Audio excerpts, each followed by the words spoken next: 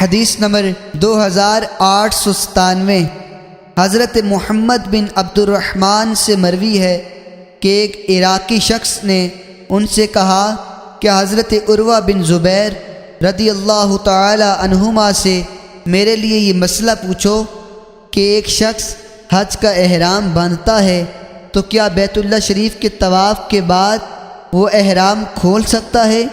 اگر وہ فرمائیں کہ نہیں کھول سکتا تو ان سے کہیں کہ ایک شخص یہ مسئلہ بیان کرتا ہے۔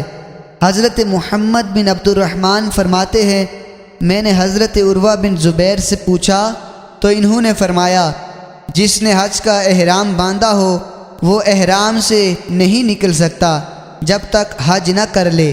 میں نے کہا ایک شخص کہتا ہے کہ وہ احرام کھول سکتا ہے۔ انہوں نے فرمایا اس نے بری بات کہی۔ وہ فرماتے ہیں پھر وہ عراقی مجھے ملا اور اس نے مجھ سے پوچھا تو میں نے اسے بتا دیا۔ اس نے کہا آپ ان سے پوچھیں کہ وہ شخص اس بات کی خبر دیتا ہے کہ رسول اکرم صلی اللہ علیہ وسلم نے یہ عمل کیا ہے، اور حضرت اسما اور حضرت زبیر رضی اللہ تعالی عنہما نے بھی اسی طرح کیا۔ وہ فرماتے ہیں میں نے جا کر ان کو بتایا تو انہوں نے پوچھا وہ کون ہے؟ میں نے کہا مجھے معلوم نہیں۔ انہوں نے فرمایا اسے کیا ہے کہ وہ خود میرے پاس آ